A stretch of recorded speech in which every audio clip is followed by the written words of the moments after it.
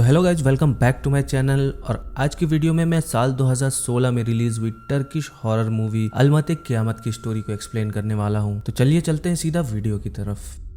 Film की शुरुआत में हमें एक प्रेग्नेंट औरत को दिखाया जाता है जो कि किसी से डरकर भाग रही होती है और उसके हाथ में एक चाकू भी था। जिसके बाद वो औरत भागते हुए एक बिल्डिंग की छत पर पहुंच जाती है जिसका पीछा कुछ लोग कर रहे थे जिन्होंने लाल हुडीज पहनी हुई थी। अब उन लोगों को अपनी तरफ बढ़ता हुआ देखकर वो औरत उस छत से नीचे कूदकर अपनी जान दे देती है, जिसके साथ ये सीन यहीं पर कट हो जाता है। अब अगले सीन में हम एक मस्जिद में एक इमाम को देखते हैं जिसको कोई एक अनजान आदमी धमका रहा होता है क्योंकि वो उस मस्जिद को तुड़वा कर वहां पर मॉल बनवाना चाहता था। और वो उस इमाम से कहता है कि तुम्हारे पास फैसला करने के लिए ज्यादा समय नहीं है। अब हमें दूसरे सीन में एक लड़की को दिखाया जाता है जिसका नाम एलिफ होता है। दरअसल एलिफ का अपनी उम्र से बड़े आदमी जिसका नाम ज़ैन था उसके साथ अफेयर चल रहा होता है, जो कि बहुत ही अमीर आदमी था। इसीलिए वो एलिफ की हर छोटी बड़ी जरूरतों का ख्याल रखता था, जिसे एलिफ अक्सर एक होटल में मिलने के लिए जाया करती थी। हालांकि एलिफ को यह पता था कि ज़ैन शादीशुदा है और वो कभी भी अपनी वाइफ को डिवोर्स देकर उससे शादी नहीं करेगा, लेकिन फिर भी वो उसकी हर जरूरत पूरी करने के साथ साथ उसे खुश भी रखता था। अब एक दिन ज़ैन एलिफ को एक अपार्टमेंट में एक फ्लैट दिखाने के लिए लेकर जाता है, जिस अपार्टमेंट में ऊपर जाने के लिए कोई भी सीढ़ी नहीं थी बल्कि सिर्फ एक लिफ्ट के जरिए ही बिल्डिंग में ऊपर या नीचे आया जा सकता था। और इस लिफ्ट के बगल में ग्राउंड फ्लोर पर एक सीढ़ी थी, लेकिन वो भी नीचे बेसमेंट की तरफ जाती थी, जो जगह किसी अनजान ग्रुप ने ली हुई होती है, जहाँ पर किसी भी बाहर के आदमी को जाने की इजाजत नहीं थी। इसके बाद एलिफ थर्ड फ्लोर पर जाकर फ्लैट को देखती है जो कि उसे बहुत ही पसंद आता है, इसलिए ज़ैन उसे वो फ्लैट और एक गाड़ी गिफ्ट करता है, जिससे एलिफ बहुत ही ज्यादा खुश हो जाती है और वो उसी दिन उस फ्लैट में शिफ्ट हो जाती है। लेकिन इस बिल्डिंग में हर जगह बहुत ही अजीब ट्रायंगल साइंस पिक्चर्स और हर फ्लैट में एक वन आई ट्रायंगल शोपीस भी रखा हुआ था, जो कि आपको भी जाना पहचाना लग रहा होगा। मगर इन सब के असली सच के बारे में हमें इस मूवी के लास्ट में जानने को मिलेगा। और साथ ही जब एलिफ यहाँ पर शिफ्ट हुई तो उसे यहाँ पर कुछ भी अच्छा नहीं लग रहा था। उसे अक्सर कुछ आवाजें सुनाई देती थी, पर जब भी वो उन आवाजों को सुनने की कोशिश करती थी वो बंद हो जाया करती थी। अब हम एलिफ के पड़ोसी फुसुन को देखते हैं जो कि एलिफ को अपने घर पर डिनर के लिए इनवाइट करती है। इसीलिए एलिफ उस रात फुसुन के घर पहुंचती है, जहां पर वो फुसुन के पोते डोरुक से मिलती है, जिसके चेहरे पर किसी तरह के घाव का निशान था। अब एलिफ देखती है कि उसके फ्लैट की तरह ही फोसुन के फ्लैट में भी वही ट्रायंगल साइंस डेविल पिक्चर्स वगैरह होती है, जिस पर फोसुन एलिफ से बताती है कि इस बिल्डिंग के हर फ्लैट में ये सब चीजें पहले से ही मौजूद है। तभी एलिफ को डिनर करते करते उल्टी जैसा महसूस होता है, जिस पर वो तुरंत भागकर अपने फ्लैट में जाती है, जहाँ पर उसे वॉमिटिंग होती है और साथ ही उसे चक्कर भी आते हैं। अब उसी रात एलिफ को कुछ नाइटमेयर भी आते हैं, जिनके कारण वो ठीक से सो नहीं पाती। इसीलिए एलिफ अब अगले दिन डॉक्टर के पास जाती है, जो कि उसे बताते हैं कि वो 4 वीक प्रेग्नेंट है। यह सुनकर एलिफ को समझ नहीं आता कि आखिर वो क्या करे, क्योंकि पहले ही 4 हफ्ते गुजर चुके थे। अगर उसने जल्दी ही अबॉर्शन नहीं करवाया तो उसे बहुत ही ज्यादा प्रॉब्लम हो सकती है, जिसके लिए अब उसे ज़ैन से इस बारे में जल्दी से बात करनी होगी। अब बातों ही बातों में एलिफ को पता चलता है कि आज की डेट 18 अप्रैल की है, जिस डेट को वो सुनकर चौंक जाती है, क्योंकि उसे जहां तक याद है जब उसे यह दिक्कत हुई थी तब 25 मार्च था और साथ ही 30 मार्च को एलिफ का बर्थडे भी था, जिस दिन को वो ज़ैन के साथ बिताना चाहती थी। और किस तरह उस दिन के साथ साथ और भी दिन निकल गए उसे कुछ भी याद नहीं था और उसको कुछ भी समझ नहीं आ रहा था आखिरकार उसके साथ हो क्या रहा है। इसीलिए अब वो वहां से निकलकर सबसे पहले ज़ैन को कॉल लगाती है, जिसका नंबर नॉट रीचेबल आता है और उससे एलिफ की बात नहीं हो पाती। अब एलिफ वापस अपने अपार्टमेंट में जाती है, जहां लिफ्ट में उसे एक और लेडी मिलती है जो कि उसी बिल्डिंग में रहती थी, जिसका नाम गुनुल होता है। और हम गुनुल की बातों से जान पाते हैं कि वो एलिफ से 1 हफ्ते पहले ही मिल चुकी है, जिस बारे में एलिफ को कुछ भी याद नहीं होता। और आगे गुनुल जाते वक्त एलिफ से कहती है कि उसको एक बेबी बॉय ही होगा, मतलब कि गुनुल एलिफ की प्रेगनेंसी के बारे में सब कुछ जानती है। अब जब एलिफ अपने फ्लैट में जाती है तो वहां उससे मिलने के लिए डोरुक आता है, जो कि एलिफ से कहता है कि फुसुन उसकी ग्रैंड मदर नहीं है। और इससे पहले कि वो इससे आगे कुछ बोलता वहां पर फुसुन आ जाती है, जिसके आते ही डोरुक वहां से भाग जाता है। अब फुसुन एलिफ से कहती है कि वो डोरुक की बातों का ध्यान ना दे, उसके साथ खेलने वाला यहाँ कोई नहीं है, इसीलिए वो लोगों का ध्यान खींचने के लिए इस तरह का झूठ बोलता रहता है। आगे फुसुन एलिफ से कहती है कि वो ये सब बातों का स्ट्रेस ना ले, क्योंकि उसकी इस कंडीशन में स्ट्रेस उसके लिए बिल्कुल भी ठीक नहीं है। मतलब कि गुनुल की तरह ही फुसुन को भी एलिफ की प्रेगनेंसी के बारे में सब कुछ पता था। अब उसी रात जब एलिफ सो रही होती है तब एक डिमोनिक स्पिरिट उसे हॉन्ट करती है, जिसे डरकर एलिफ काफी तेज से चिल्लाती है। जिसके साथ ही वो पता नहीं कैसे अपने आप को फैक्ट्री में अपने बॉस के सामने पाती है, जिस पर एलिफ को लगता है कि शायद वो कोई सपना देख रही है। मगर जब वो बाहर आकर अपने कलीग अली से बात करती है तो उसे पता चलता है कि आज की डेट 14 मई है, जो जानकर एलिफ के होश उड़ जाते हैं, क्योंकि फिर से लगभग 1 महीना बीत चुका था और उसे इस बारे में कुछ भी याद नहीं। जिसके बाद हम देखते हैं कि एलिफ जिस बाथटब में नहा रही होती है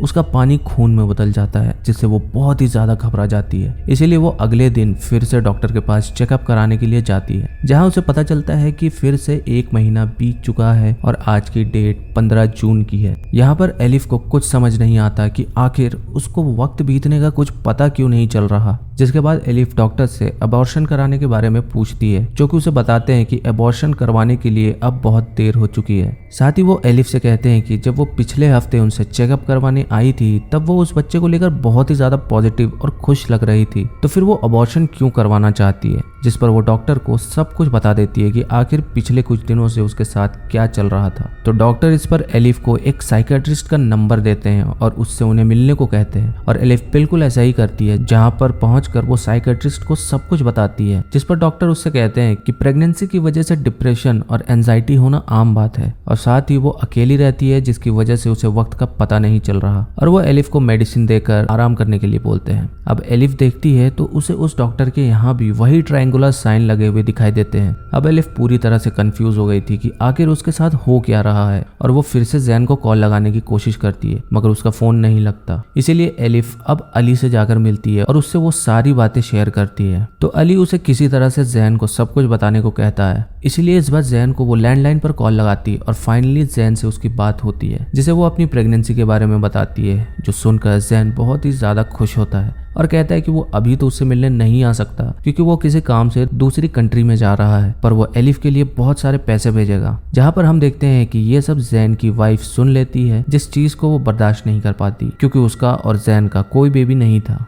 इसीलिए जैन की वाइफ उस रात एलिफ से मिलने के लिए पहुंचती है और उसको इस शहर से दूर जाने के लिए कहती है, और अगर एलिफ ने उसकी बात नहीं मानी तो उसके लिए बिल्कुल भी अच्छा नहीं होगा। इसके बाद जैन की वाइफ उस बिल्डिंग से अपने घर जाने के लिए बाहर आती है, जिस दौरान उस पर एक हमला होता है और यहाँ पर जैन की वाइफ मारी जाती है। इधर अली एलिफ का मूड ठीक करने के लिए उसे एक क्लब में लेकर आता है, पर यहाँ पर एलिफ को उसके पड़ोसी भी दिखते हैं, जो कि हर जगह एलिफ का पीछा कर रहे थे। इसीलिए अब एलिफ वहां से उनसे छुप कर निकल जाती है। अब उसी रात एलिफ को फिर से वही डिमोनिक स्पिरिट हॉन्ट करती है, जिसके अगले ही पल एलिफ खुद को डॉक्टर के चेंबर में पाती है, और आज की डेट 10 अगस्त की थी, जहां पर डॉक्टर उसका चेकअप करते हैं और उसे बताते हैं कि इस महीने वो चौथी बार चेकअप के लिए आई है, जिसके साथ हर बार उसके पड़ोसी फुसुन और गुनुल भी आते थे। अब फिर से एलिफ अगले ही पल अपने आप को फ्लैट में पाती है, जहां वो देखती है कि उसका पेट और भी ज्यादा बड़ा हो चुका था और उसके सामने टीवी पर न्यूज चल रही थी, जिसमें दिखाया जा रहा था कि पिछले कुछ दिनों से पूरी दुनिया में कई सारे नेचुरल डिजास्टर हो रहे थे और ऐसा लग रहा था कि दुनिया में कयामत आने वाली है। उसी वक्त एलिफ को अली का कॉल आता है, जिससे उसको पता चलता है कि आज 20 सितंबर है, मतलब कि 1 महीना और बीत चुका था। आगे अली एलिफ को बताता है कि जिस फ्लैट में वो रहती है उसमें पहले एक कपल रहता था, जिसका एड्रेस उसने किसी तरह से निकाल लिया है, और फिर दोनों उनके घर जाते हैं, जहाँ पर उन्हें एक आदमी मिलता है जो कि बहुत ही अजीब बिहेव कर रहा था। पर वो एलिफ और अली को बताता है कि उसकी पत्नी भी प्रेग्नेंट थी जब उसने उस फ्लैट से कूदकर सुसाइड कर लिया था। मतलब कि जो मूवी की शुरुआत में हमने प्रेग्नेंट औरत देखी थी वही इसकी पत्नी थी। अब उस आदमी के घर एलिफ नोटिस करती है कि वहां भी वही ट्रायंगुलर साइन थे, जिसके बाद दोनों अली के घर आकर इन साइंस के बारे में इंटरनेट पर रिसर्च करते हैं, जहां पर उन्हें पता चलता है कि ये एक इल्यूमिनाटी के सिंबल है, जो कि एक तरह का सेटनिक कल्ट है। हालांकि इस मूवी में इल्यूमिनाटी कल्ट का बस एक ही मकसद दिखाया गया है कि वो सेटन को इस पृथ्वी पर लाना चाहते हैं। अब जब अली और एलिफ इस बारे में रिसर्च कर रहे होते हैं तो वहां पर हम एक डिमोनिक स्पिरिट को खड़ा हुआ देखते हैं। अब ये सब जानने के बाद एलिफ को अपने फ्लैट में जाने से डर लग रहा था, इसीलिए अली उसे अब अपने घर में आकर रहने के लिए कहता है, और इसीलिए अब एलिफ अपना सामान लेने के लिए अपने घर जाती है, जिसके निकलते ही वो डिमोनिक स्पिरिट अली को भी जान से मार देती है, जिसकी मौत की खबर सुनकर एलिफ काफी ज्यादा डर जाती है, क्योंकि उसके पास अब जैन के अलावा कोई और दूसरा सहारा नहीं था। इसलिए वो जैन के घर उससे मिलने के लिए जाती है, जहां उसे पता चलता है कि एक्सीडेंट की वजह से जैन भी मारा जा चुका है।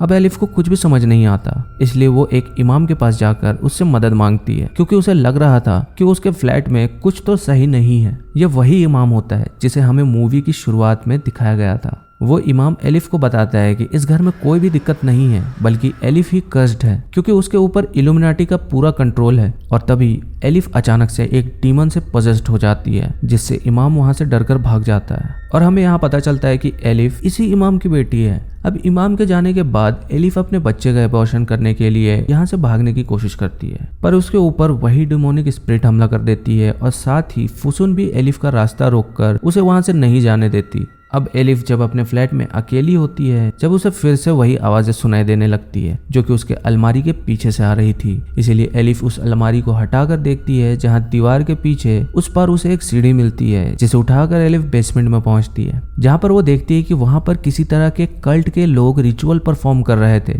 जिन्होंने रेड हुडीज पहनी हुई थी। मतलब ये अनजान ग्रुप कोई और नहीं बल्कि इल्यूमिनाटी ही थे, जो कि इस बिल्डिंग के बेसमेंट में ही अपने रिचुअल्स और मीटिंग्स वगैरह किया करते थे। अब यहाँ पर एलिफ को कुछ और भी औरतें दिखाई देती है, जिन्हें इन लोगों ने हॉस्टेज बनाया हुआ था। जब एलिफ ये सब देख रही होती है तो कोई अचानक से उस पर हमला करता है और साथ ही एलिफ को एहसास होता है कि जैसे कि उसकी आंख में कुछ चुभ रहा है। जिसके बाद अगले सीन में एलिफ की जब आंख खुलती है तो वो खुद को एक बेड पर बंधा हुआ पाती है और उसको पता चलता है कि आज 31 दिसंबर है और आज ही के दिन उसकी डिलीवरी होने वाली है, जहाँ पर उसे फुसुन और गुनुल के साथ वो डॉक्टर भी दिखाई देता है, जो कि सभी इल्यूमिनाटी के मेंबर होते हैं। अब इसी वक्त एलिफ को पता चलता है कि ये सब उसके साथ उसके पिता ने किया है, क्योंकि उन्होंने 9 महीने पहले किसी कारण की वजह से इल्यूमिनाटी को अपनी बेटी का सैक्रिफाइस कर दिया था। इसीलिए एलिफ अब इल्यूमिनाटी की प्रॉपर्टी है और वो आज एक सेटन को जन्म देने वाली है।